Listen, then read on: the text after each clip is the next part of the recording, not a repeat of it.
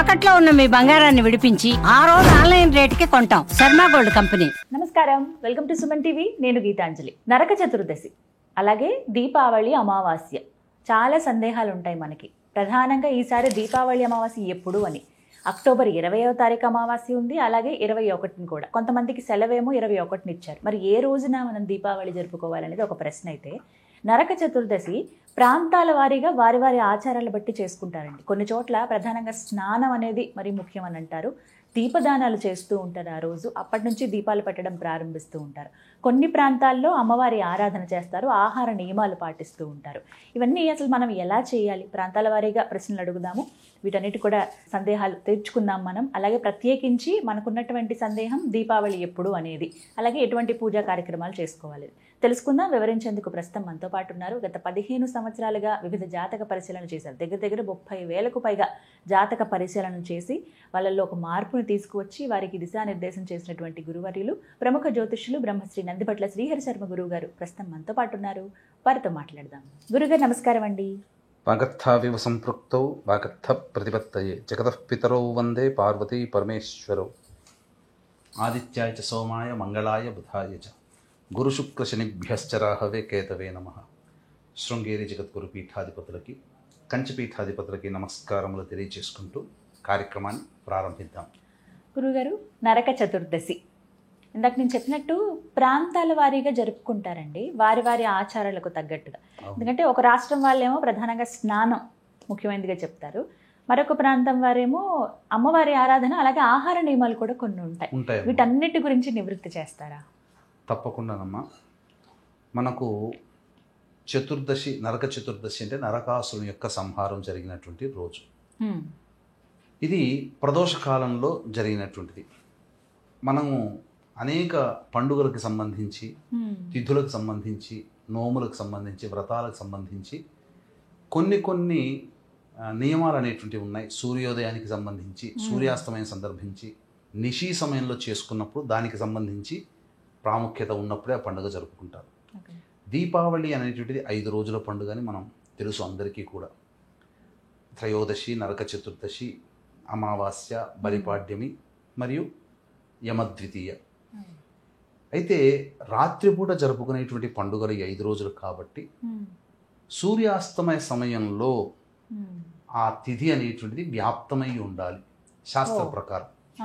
అయితే 19వ తారీఖు రోజున త్రయోదశి తిథి ఉంది, అది మధ్యాహ్నం వరకే ఉంది. ఇప్పుడు ఆ రోజునే జరుపుకోవాలి. 19వ తారీఖు రోజునే నరక చతుర్దశి అనేటువంటిది జరుపుకోవాలి. అయితే ఈ నరక చతుర్దశి అనేటువంటిది చూసుకుంటే ప్రదోషకాల సమయంలో చతుర్దశి తిథి ఉంది కాబట్టి ముఖ్యంగా 19వ తారీఖు రోజున దీపం అనేటువంటిది ప్రజ్వలం చేయాలి. ఇంట్లో గుమ్మం దగ్గర 2 వైపులా, ఇంటికి దక్షిణం వైపున ఖచ్చితంగా ఇంటి యజమాని దీపారాధన చేయాలి. అయితే చాలామంది, మనం గత సంవత్సరం కూడా ఇదే విషయం చెప్పుకున్నాం, చాలామంది అప్పుడు చెప్పినటువంటి కామెంట్స్ పెట్టినటువంటి విషయం ఏంటంటే, మా ఇంటి యజమాని లేరు, ఆడవాళ్ళు పెట్టవచ్చును, తప్పేమీ లేదు, యజమాని లాగానే. ఇక ప్రధానంగా తండ్రి లేని వాళ్ళే ఈ యొక్క దీపం అనేటువంటిది యమదీపము అని అంటారు. ఖచ్చితంగా చతుర్దశి తిథి రోజున దక్షిణ వైపు దిక్కులో నువ్వుల నూనెతో కానీ ఆవు నెయ్యితో కానీ దీపారాధన చెయ్యమని శాస్త్రము. కాబట్టి ఆ రోజున దీపారాధన చెయ్యాలి. ఇక ప్రత్యేకించి ఈ 19వ తారీఖు రోజున మాస శివరాత్రి కూడా అయింది. ఈ చతుర్దశికి దీనికంటూ కూడా పుణ్యకాలం ఉందమ్మా. రాత్రి 11:41 నుంచి మళ్ళీ మధ్యరాత్రి 12:33 వరకు చతుర్దశి పుణ్యకాలము అని చెప్పబడింది. ఆ సమయంలో లక్ష్మీ ఆరాధన చేయమని శాస్త్రం. చేయవచ్చు.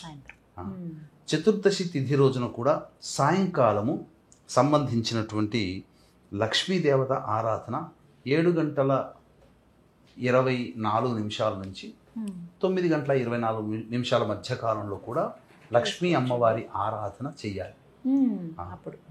ఇది అమావాస్య అనేటువంటిది మళ్ళీ మరుసటి రోజు, తర్వాత రోజు వచ్చింది.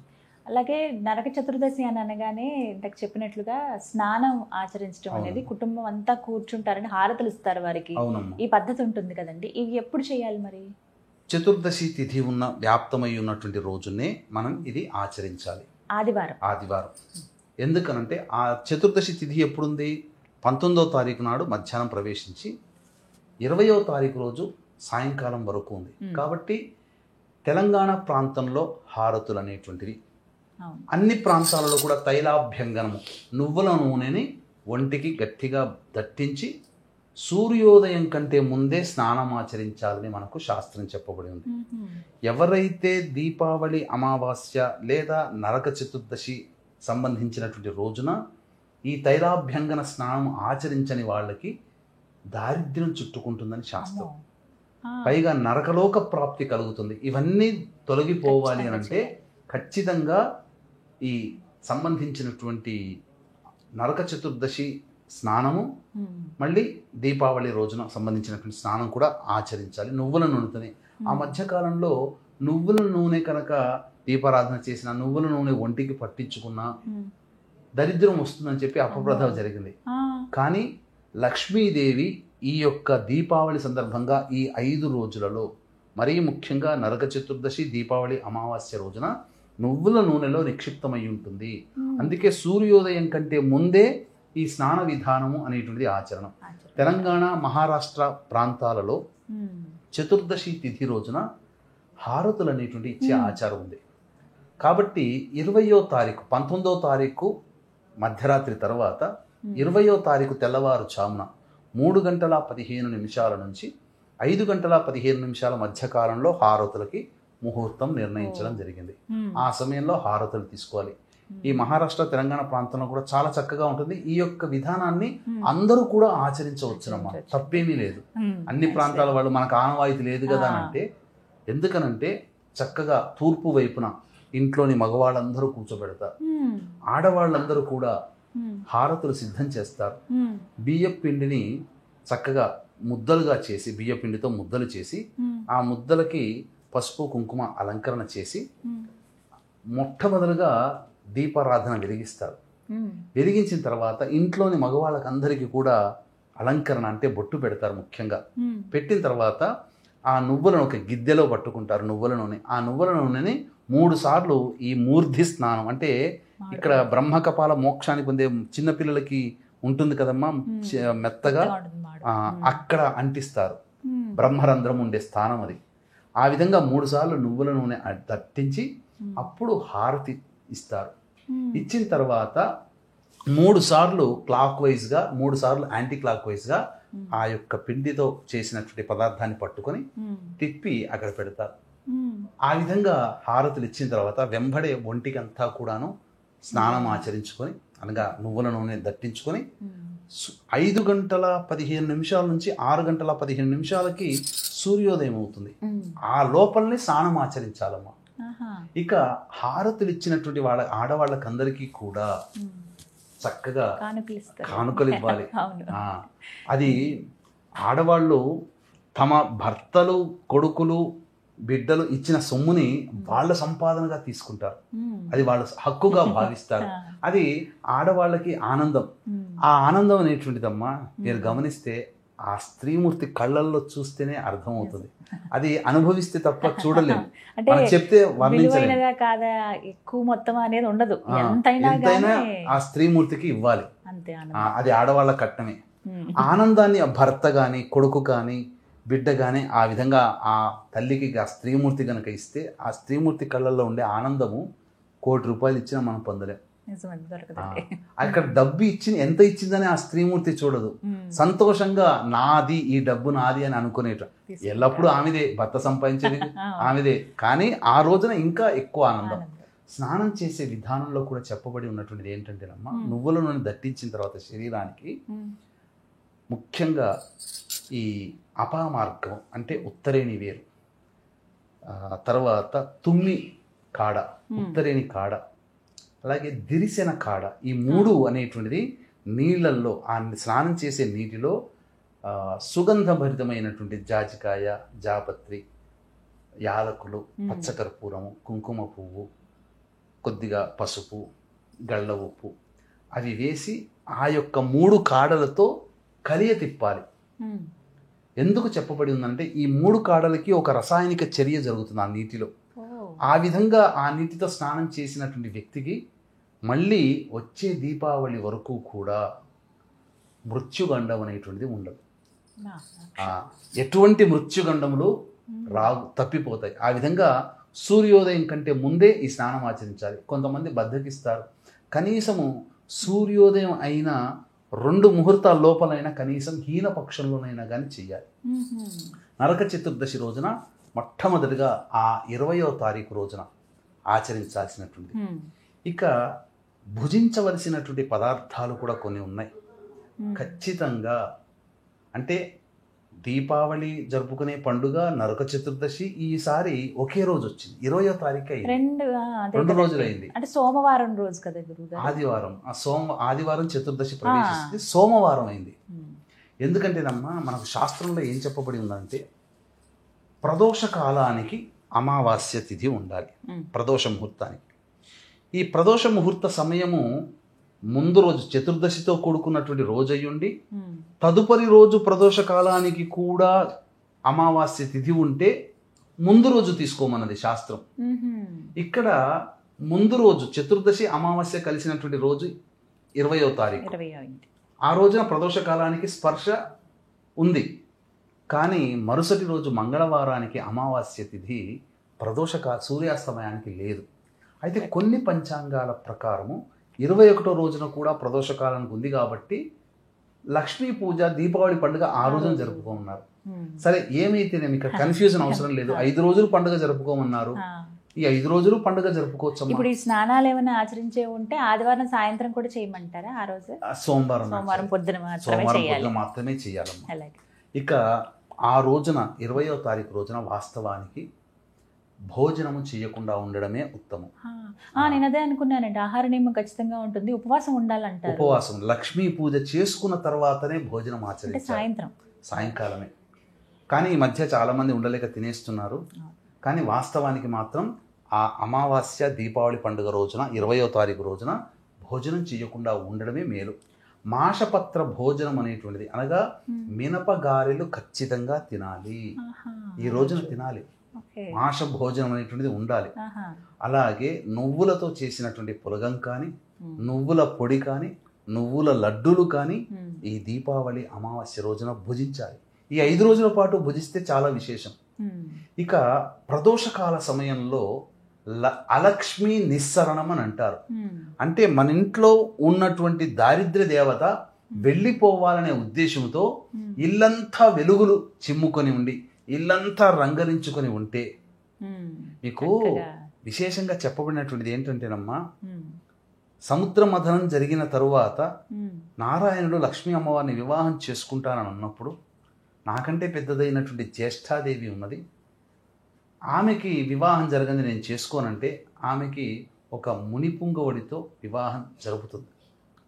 జరిగిన తర్వాత మునీశ్వరులు అంటే ఎట్లా ఉంటారమ్మా, నియమ ప్రకారం జీవిస్తారు కదా. జ్యేష్ఠాదేవికి ఇవన్నీ నచ్చలేదు, ఏడుస్తుందట. ఏడుస్తున్నప్పుడు ఎందుకమ్మా ఏడుస్తున్నామంటే భార్య కదా ఓదార్చుతుందంటే, మీరు పొద్దున్నే 3ంటికి లేచి స్నానం చేస్తున్నారు, నాకు నచ్చట్లేదు. పొద్దున్నే దీపారాధన చేస్తున్నారు, నాకు నచ్చట్లేదు. పొద్దున్నే ఇంటి ముందర ముగ్గులు వేస్తున్నారు, నాకు నచ్చట్లేదు. పొద్దున్నే సూర్యోదయం కంటే ముందే చక్కగా ఇల్లంతా ఊడుస్తున్నారు, చిరుగుతున్నారు, నాకు నచ్చట్లేదు. అంటే ఏవైతే పవిత్రమో శుభమో లక్ష్మీప్రదమో అవన్నీ ఆమెకు నచ్చట్లేదు. అందుకని ఆమెని మంచి వరుడు ఆమెకు సంబంధించినటువంటిది బాధ్యతని తీర్చడం కోసమే ఈ అశ్వత్థ వృక్షంలో ఉండమని చెప్పడం జరిగింది. అందుకనే చాలా చోట్ల ఈ అశ్వత్థ వృక్షాన్ని అనగా రావి చెట్టుని మొదలు తాకకూడదని శాస్త్రం. అందుకే రావి చెట్టుని మొదలు ఎందుకు తాకకూడదని అంటారంటే జ్యేష్ఠాదేవి ఉంటుంది, ఒక్క శనివారం తప్ప మిగతా రోజుల్లో తాకకూడదు. రావి చెట్టు అంతా నారాయణ స్వరూపమే. అందుకే ప్రదక్షిణ చేయవచ్చు కానీ మొదలు మాత్రం ముట్టుకోకూడదు. ఇది శాస్త్రం. కాబట్టి లక్ష్మీదేవి రావాలి అని అంటే అలక్ష్మి పోవాలి కదా. అలక్ష్మి పోవాలంటే ఇల్లంతా శుభ్రంగా ఉండాలి. తర్వాత మంచిగా రంగులు ముగ్గులు వేయాల్సిందే. దీపారాధన ఇల్లంతా వెలుగులతో నిండిపోవాలి. ఇప్పుడు చీకటికిన్నో వెలుగుకి తేడా ఉంది కదమ్మా. వెలుగుంటే సంతోషం ఉంటుంది, చీకటి ఉంటే బాధ ఉంటుంది. కాబట్టి ఈ దారిద్ర్య దేవత అనేటువంటిది లక్ష్మీ చిహ్నాలైనటువంటి వెలుతురు, చక్కగా పవిత్రము, చక్కగా శుభ్రత, ఎత్ర శుచి తత్ర దేవతాః. కాబట్టి ఇవన్నీ ఉన్నటువంటి కారణం చేత అలక్ష్మి నిస్సరణం అంటే వెళ్ళిపోవడం, అలక్ష్మీదేవిని పంపించడం.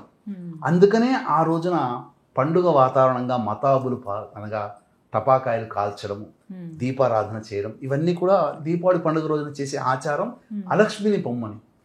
అందుకని మీకు మార్వాడి వాళ్ళల్లో కుటుంబాల్లో చూసినట్లయితేనమ్మా, వాళ్ళు ఏ పండుగ ఎలా ఉన్నప్పటికీ చేసుకున్నప్పటికీ అత్యంత భక్తితో అత్యంత శ్రద్ధతో ఈ దీపావళి పండుగ చేసుకుంటారు. మనకు ఉగాదికి కొత్త రంగు వేసుకుంటే వాళ్ళు దీపావళికి షాపులు, వాళ్ళు పనిచేసే షాపుల్లో చక్కగా మంచిగా నీట్గా ఉంచుకుంటారు. ఈ రోజున చేయాల్సినటువంటిది ఏంటంటేనమ్మా, లక్ష్మీ పూజ చాలా విశేషం. చాలా మంది ఏం చేస్తుంటారంటే ఎప్పుడైపోతుందా, సూర్యాస్తమయం ఎప్పుడైపోతుందా, ఎప్పుడు టపాకాయలు కాల్చుతామా అనే ఆలోచన ఆతృతతోనే ఉంటుంటారు. కానీ వాస్తవానికి ఆ యాంగ్జైటీని, ఆ కోరికని ఒక 2 గంటలు ఆపుకోమని మన ప్రేక్షకులకు చెబుతున్నాం.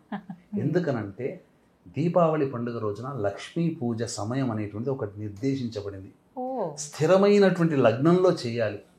స్థిర లగ్నం అంటే మనకు చెప్పబడినటువంటిది రాశుల్లో వృషభము, సింహము, వృశ్చికము, కుంభము. ఈ 4 లగ్నాలు స్థిర లగ్నాలు. వీటిలో లక్ష్మీప్రదం ఏంటంటే వృషభం. ఎందుకంటే వృషభ లగ్నానికి అధిపతి శుక్రుడు, శుక్రునికి అధిష్టాన దేవత లక్ష్మీదేవి.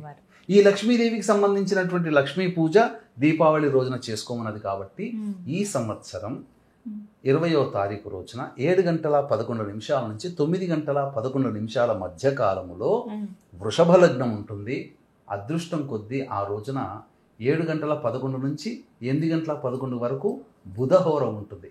8:11 నుంచి 9:11 వరకు చంద్రహోర ఉంటుంది. కాబట్టి వృషభ లగ్నము విశేషమే, బుధహోర అనేటువంటిది ధనానికి అధిపతి కదమ్మా, ధనకారకుడు బుధుడు, వ్యాపార కారకుడు. కాబట్టి ఆ సమయంలో ఆ 7:11 నుంచి 9:11 మధ్య కాలంలో ఉన్నటువంటి సమయము ఏంటి అనంటే, ఇంట్లోని వాళ్ళందరూ, వ్యాపారంలో ఉన్నటువంటి వాళ్ళందరూ కూడా కొత్త పద్దు పుస్తకాలు ఆ పూజలో పెడతారు. ముఖ్యంగా వెండి, బంగారు వస్తువులు ఏవైతే ఉంటాయో ముఖ్యంగా ఆవు పాలతో శుభ్రం చేసి పూజా మందిరంలో పెట్టుకుని పూజ చేయాలి. మన ఇంతకుముందు వీడియోలో మనం చెప్పుకున్నాం, ధనత్రయోదశి సందర్భంగా కొన్ని వస్తువులు, లక్ష్మీప్రదమైనటువంటి వస్తువుల్ని తెచ్చుకోవాలి అని చెప్పేసి. కాబట్టి ఆ లక్ష్మీప్రదమైనటువంటి వస్తువుల్ని ఆ రోజున 7:11 నుంచి 9:11 మధ్యకాలంలో పెట్టి లక్ష్మీ సహస్రనామం, కుబేర అష్టోత్తరము, శివ సహస్రనామ పారాయణం చేయాలి. ఆవు నేతితో దీపారాధన చేసి, తర్వాత ఇంట్లో చేసినటువంటి గారెలు, అలాగే బెల్ల పాయసం అవన్నీ నైవేద్యంగా పెట్టి 9:15 తర్వాత అప్పుడు భోజనం చేయమని శాస్త్రం. అవకాశం ఉంటే ఆ విధంగా చేయవచ్చునమ్మా. ఖచ్చితంగా నువ్వుల పులగము, నువ్వుల లడ్డూలు, నువ్వులతో చేసినటువంటి పదార్థాలు, మినపగారెలు తినమని ఈ రోజు చెప్పబడి ఉంది. ఎందుకంటే ప్రకృతికి ఏదో సంబంధం ఉంటుంది, లేకపోతే మన వాళ్ళు ఊరికే ఆచారాన్ని పెట్టరు కదా. కాబట్టి ఆ విధంగా చేయడం. తదుపరి మనకు 20వ తారీఖు తర్వాత 21వ తారీఖు రోజున కూడా మనకు అమావాస్య ఉంది, కానీ సాయంకాలానికి లేదు. కాబట్టి శ్రాద్ధ తిథి అంటే ఎవరైనా కానీ తల్లిదండ్రుల కోసం శ్రాద్ధం పెట్టేటువంటిది ఏదైతే ఉంటుందో అది అమావాస్య సందర్భంగా అప్పుడు చేసుకోవాలి. ఈ యొక్క 5 రోజుల పాటు ఈ విధానాన్ని ఆచరించవచ్చు. మరీ ముఖ్యమైనటువంటి విశేషం ఏంటి చెప్పమంటారమ్మా? భాద్రపద మాసము పౌర్ణమి తరువాత పితృపక్షాలలో పితృదేవతలు భూలోకానికి, నరకలోకము నుంచి, వివిధ లోకాల నుంచి భూలోకానికి వస్తారు కదా. ఆ వచ్చిన సందర్భంలో ఆ 15 రోజుల పాటు సంతానము, తమ సంతానము పిండ ప్రదానము, తర్పణాది కార్యక్రమాలు చేస్తుందని ఎదురు చూస్తారు. అప్పటికీ చేయలేకపోతే ఈ ఆశ్వీజ మాసమంతా కూడా ఎదురు చూస్తారట. ఉండి ఈ ఆశ్వీజ అమావాస్య రోజున వాళ్ళ లోకానికి వెళ్ళిపోతారు. కాబట్టి ఇప్పటికైనా వీక్షించేటువంటి ప్రేక్షకుల్లో భాద్రపద మాసం పితృపక్షాల్లో చేయలేనటువంటి వాళ్ళు, అయ్యో పెద్దవాళ్ళ కోసం చేయలేకపోయామని బాధపడేవాళ్ళు, అసలు చేయకుండా ఉన్నటువంటి వాళ్ళు ఈ సంబంధించినటువంటి రోజున మీ ఇంట్లో దగ్గరలోని మంచి పండితుల్ని పిలిపించైనా కానీ చక్కగా తర్పణాది కార్యక్రమాలు, పిండ ప్రదాన కార్యక్రమం ఈ 21వ తారీఖు రోజున చేయండి.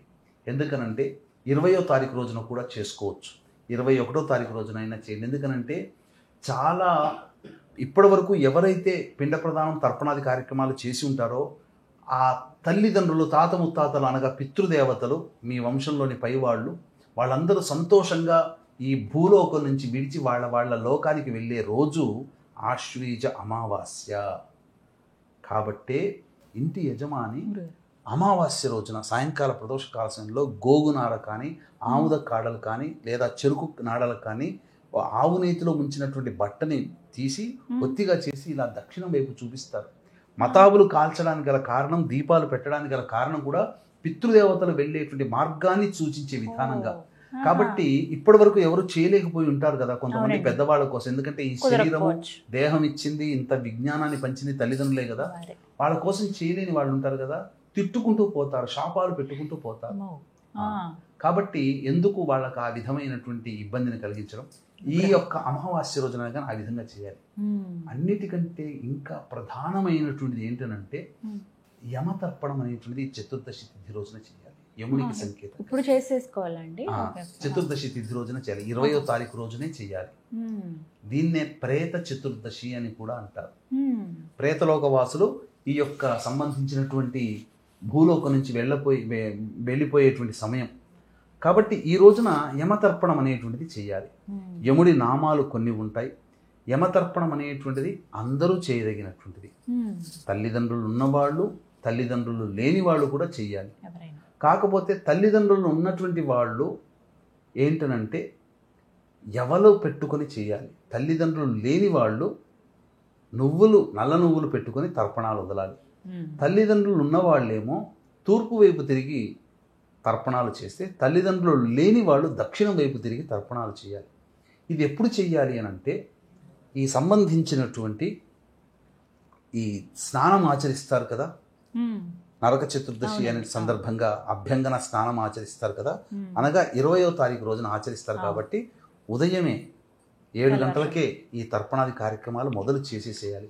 యముడి నామాలు అంటే సంకల్పం చెప్పుకొని నరక చతుర్దశి తిథి సందర్భంగా ఈ యొక్క యమతర్పణం చేస్తున్నానని చెప్పి సంకల్పం చెప్పుకొని ఎవలు అని అంటారు. అంటే గోధుమలు కావమ్మా, ఎవలు.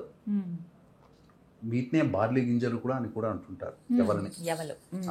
వీటిని ఈ చేతిలో వేసుకొని నీరు ఇలా వేసుకొని యముడి నామం చెబుతూ తల్లిదండ్రులు ఉన్నవాళ్ళు తూర్పు వైపున దిక్కున ఆ యమనామాలు ఇప్పుడు నేను చెప్తాను, దాదాపు 16 దాకా ఉంటాయి. ఆ నామాలు చెప్పుకుంటూ వదలాలమ్మా. తల్లిదండ్రులు లేని వాళ్ళు దక్షిణం వైపు తిరిగి నువ్వులు అరచేతిలో వేసుకొని తర్పణాలు ఈ యొక్క బొటనవేలు గుండా వదులుతూ వెళ్ళాలి. ఇప్పుడు తల్లి తండ్రి ఇద్దరిలో ఒక్కళ్ళు ఉంటారండి, వారైతే తండ్రి ఇక్కడ ప్రధానంగా తండ్రి కాబట్టి తండ్రి ఉన్నటువంటి వాళ్ళు తూర్పు వైపున, తండ్రి లేనటువంటి వాళ్ళు దక్షిణ వైపున. తల్లి ఉన్నా తల్లి లేకపోయినా సంబంధం లేదు, తండ్రి ప్రధానంగా. కాబట్టి ఓం యమాయ నమః తర్పయామి, మృత్యవే నమః తర్పయామి, వైవస్వతాయ నమః తర్పయామి తర్పయామి తర్పయామి, ఇలా 3 సార్లు. సర్వభూత క్షయాయ చ నమః తర్పయామి తర్పయామి తర్పయామి, దధ్నాయ నమః, పరమేష్ఠినే నమః తర్పయామి తర్పయామి, ఇలా ఒక్కొక్క నామానికి 3 సార్లు చెప్పాలమ్మా. చిత్రాయ నమః, ధర్మరాజాయ నమః, అంతకాయ నమః, కాలాయ నమః, ఔదుంబరాయ నమః, నీలాయ నమః, వృకోదరాయ నమః, చిత్రగుప్తాయ వే నమః. ఇలా ఈ షోడశ నామాలని ఒక్కొక్క నామం చెబుతూ తర్పయామి తర్పయామి తర్పయామి అని 3 సార్లు వదలాలి. ఇలా చేసినటువంటి వాళ్ళకి యమబాధలు అనేటువంటివి ఉండవు. అనగా అపమృత్యు దోషాలు, గండ దోషాలు, జాతకరీత్యా ఎటువంటి ఉన్నా కానీ మళ్ళీ తిరిగి వచ్చేటువంటి దీపావళి వరకు ఈ తర్పయామి యముడి ప్రీతి కోసం. ఎందుకనంటే ఏ మనిషి ప్రాణాలు పోవాలన్నా యముడే కదమ్మా, చిత్రగుప్తుడే కదా. అందుకనే యముడి నుంచి మొదలుకొని చిత్రగుప్తాయవే నమః లాస్ట్ వరకు ఈ ఇద్దరు దేవతలు ప్రధానం కాబట్టి వాళ్ళ పేరున సంబంధించి తర్పణాలు వదిలేటువంటి రోజుని ఈ విధంగా ఈ రోజున చెయ్యాలమ్మా. ఇలా చేసినటువంటి వ్యక్తికి నరక చతుర్దశి రోజున చక్కగా మనిషికి ఏదైనా ఆయువే ప్రధానం, ఇవి దొరుకుతాయి. కాబట్టి వీక్షించేటువంటి ప్రేక్షకులు అందరూ కూడా 20వ తారీఖు రోజున అమావాస్య జరుపుకోవడం, సోమవారం తర్వాత ఆ రోజు సోమవతి అమావాస్య కూడా అవుతుందమ్మా, చాలా విశేషం. మంగళవారం అమావాస్య కూడా ఉంటుంది, అది భౌమ అమావాస్య అవుతుంది. కాబట్టి అమావాస్య రోజున కూడా మళ్ళీ నువ్వుల నూనెతో అభ్యంగన స్నానం ఆచరించాలి. తరువాత వచ్చేటువంటి బలిపాడ్యమి. ఈ బలిపాడ్యమి అనేటువంటిది ఏంటంటే ఈ బలి చక్రవర్తి 3 విష్ణువు అడుగుతాడు కదా వామన అవతారంలో 3 అడుగులు. 3వ అడుగు తల మీద పెట్టిన తర్వాత అప్పుడు ఎక్కడ పెట్టాలి అంటే నీ అడుగు నా తల మీద ఉంటే నీ ద్వారా నీ చేతిలో నాకు మరణం చాలా ఆనందకరం అని అంటే అంతటి భక్తికి మెచ్చినటువంటి విష్ణువు ఏదైనా వరం కోరుకోమంటే ఈ రోజున ఏ రోజైతే నేను పాతాళ లోకానికి పంపింపబడతానో ఆ రోజున నేను ఈ ప్రపంచానికి అంతటి కూడా రాజుగా కావాలి అని అంటారు. అందుకనే బలిపాడ్యమి రోజున బలి చక్రవర్తి పూజా విధానం అనేటువంటిది చేసుకోవాలి.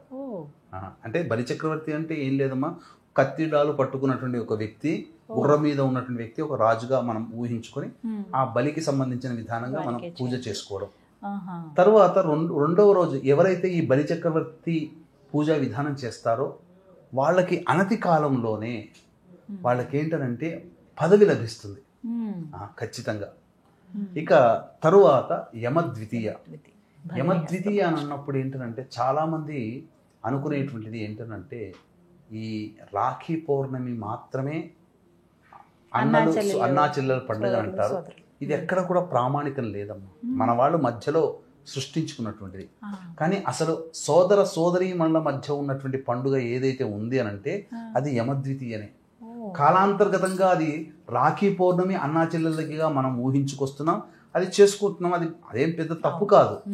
కానీ యమద్వితీయ అనేటువంటిది మాత్రం భగిని హస్తభోజనం. ఖచ్చితంగా సోదరుడు అన్నైనా కానీ తమ్ముడైనా కానీ అక్క కానీ చెల్లింటి కానీ వెళ్ళి భోజనం చేసి ఆమెకి సంతోషపడే విధంగా కానుకలు ఇచ్చి లేదా ఆమెకి ఏదైనా సంతోషపడే విధంగా ఒక పని చేసి పెట్టి రావాలి. ఇది దూర ప్రాంతాల్లో ఉంటారు. అప్పుడు ఎలా అంటే తాను భోజనం పంపిస్తున్నట్టుగా తను ఏదైనా కానీ కొంత అమౌంట్ పంపిస్తే అక్కడ అతను భోజనం చేస్తే ఆమె పెట్టినట్టే కదా. ఆమె చేతితో వండినా ఆమె ఆ భోజనానికి ఏర్పాటు చేసినా అది ఆమె ఇచ్చినట్టు కిందనే లెక్క, సోదరిస్తున్నట్టుగానే లెక్క. కాబట్టి మరి చాలా మంది 4 అక్క చెల్లెళ్ళు ఉంటారు, ఒక్కడే తమ్ముడు ఉంటారు. ఎలా అంటే 4 రకాలుగా భోజనాలు పెట్టండి, తప్పేముంది. ఇలాంటి క్వశ్చన్లు కూడా అడుగుతున్నారు. ఎంతమంది ఉన్నారు కదా, మరి ఒక్క రోజు అందరి ఇంటికి భోజనానికి రాలేరు కదా, ఇలా కూడా అడుగుతున్నారు. ఒకే దగ్గరికి వస్తే మంచిది. లేకపోతే ఒక దగ్గరికి రాలేని వాళ్ళు ఎంతమంది దగ్గర అవుతే అంతమంది దగ్గరే, దూరంగా ఉన్న వాళ్ళు డబ్బులు సోదరునికి ఏర్పాటు చేస్తే చాలు. యమద్వితీయ అనగా సోదరి చేతి మీదుగా భోజనం చేయాలి. తాను వండినా తాను ఏర్పాటు చేసిన ఆమె విధానమే. కాబట్టి యమద్వితీయ అనేటువంటిది ఆ విధంగా చేయాలి. స్నేహితురాలు స్నేహితుడికి పిలిపించి భోజనం పెట్టవచ్చు సోదర భావంతో, తప్పు లేదు. నాకు సోదరులు లేరు కదా, నేను ఎట్లా అంటే నీ కజిన్స్ని పెట్టుకోవచ్చు, తప్పు లేదు.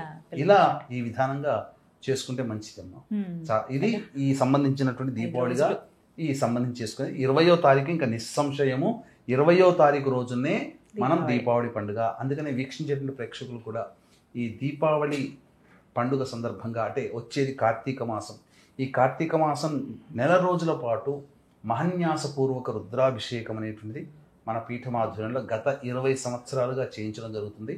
చాలా సందర్భాలలో కేవలం రుద్రమే చెబుతారు, అది 1/2 గంట 10 నిమిషాల్లో ఆ పూజ అయిపోతుంది, అభిషేకం. కానీ ఇది సశాస్త్రీయముగా ప్రతిరోజు 2.5 గంటల సేపు 20 సంవత్సరాలుగా మన పీఠంలో ఈ కార్తీక మాసం నెల రోజుల పాటు మహన్యాసపూర్వక రుద్రాభిషేకం మీ కుటుంబం తరపున చేయించడం జరుగుతుంది. అవకాశం ఉన్న వాళ్ళు కార్యక్రమ తదనంతరం కాంటాక్ట్ చేసి గోత్రనామాదులు నమోదు చేసుకోవచ్చు. గురుగారు ధన్యవాదాలండి, నమస్కారం. సర్వం శ్రీ ఉమామహేశ్వర పరబ్రహ్మార్పణమస్తు.